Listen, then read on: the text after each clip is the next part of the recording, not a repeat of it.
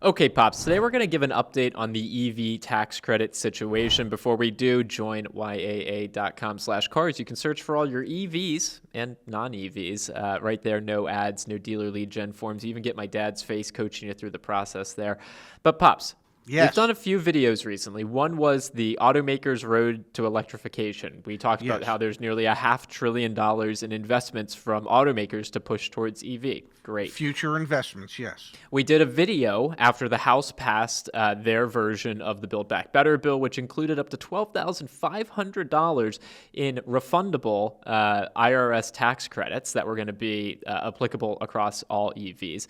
Now we've got an update today for this week. The Senate, they're not approving that bill. The EV tax credits are now up in the air. Thought we'd talk about it and kind of lay the groundwork for what comes next. Yes, apparently one man in America can scuttle all the plans of the electric vehicle manufacturers that they had in mind. Because let's face it, what makes electric vehicles more popular than not is the fact, well, that there was tax credits that were associated with them when you bought them.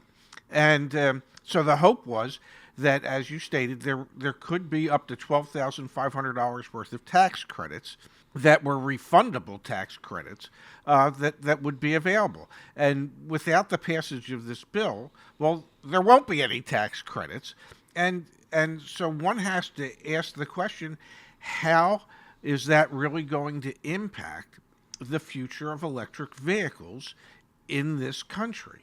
Because even I believe throughout Europe, they're using tax credits and things of that nature to get people to switch over to the electric vehicles. And if there are no tax credits in this country on a national level, on a federal level, how will that impact whether people decide to move forward with an electric vehicle or just continue with an internal combustion engine vehicle? Yeah, so it's worth mentioning. I mean, different states have state incentives. Like California Yes. has over 150 different incentives that you could apply for.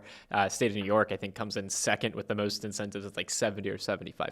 The Yes. thing is, what was really scuttling and holding up the there's lots of aspects of the Build Back Better bill that were going to be contentious in the Senate, but a big piece that was tied just to the EV tax credits was the $4,500 tax credit if the EV was made in a union-made, U.S.-based, union-made, U.S.-based manufacturing plant. And then there was an additional $500 if the battery was made in the United States and by unionized labor as well. That was one that caught a lot of headlines and a lot of flack. Yes. So the way I like to think about this is there were $12,500 budgeted up to for this. Yes. The expectation that was going to pass as is from the House was like pretty low. Will they pull out this EV tax credit piece and try and put it in some separate piece of legislation that they try and pass? Potentially. I still think there's appetite. I mean, there's obviously appetite. The House passed it and the Senate was really close in terms of just the EV portion of this. So subsidies for EVs, I feel like, are still inevitable. The timing on it now becomes a little bit more fuzzy. And also, Yes. you've got to remember, like, companies like Tesla, for example, the existing EV tax credits that have been out there for Tesla, for GM, like they no longer apply to certain vehicles because once you sold the law is 200,000 vehicles, you can no longer have those tax credits apply. And so they were kind of banking on some new tax credits coming down the pike so that there'd be increased demand for their vehicles because they're Absolutely, currently yes. not available. For most Tesla products, there won't be incentives until or if some version of the Build Back Better bill, including tax credits, gets approved. And who knows what that might look like. My supposition is, we're talking about politics here. So even though one senator has said, okay, I can't support it any longer, that doesn't really mean that, well, they won't all keep talking and try and figure out a way that he can turn his frown upside down and say, I'm in.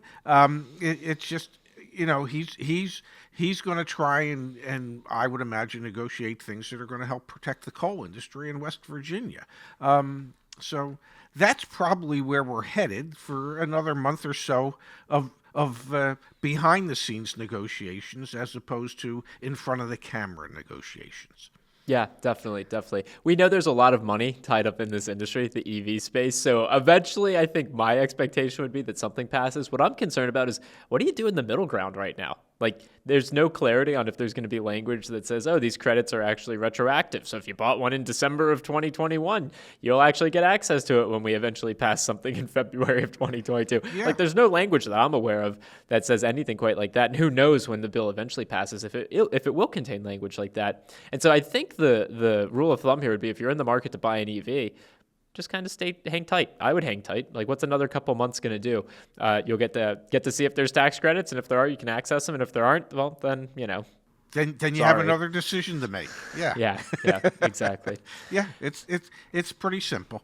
We'll update you when we got more news on the tax credit situation. I bet you we hear something in January. There'll be a headline. I'm feeling pretty certain about it. Yep, absolutely. It's just all part of the negotiations. $500 billion, man, that they're investing in EVs. Like, something will pass. That $500 billion that are earmarked to be invested in EVs, probably very little of it actually has been invested, because they're all waiting to see what happens.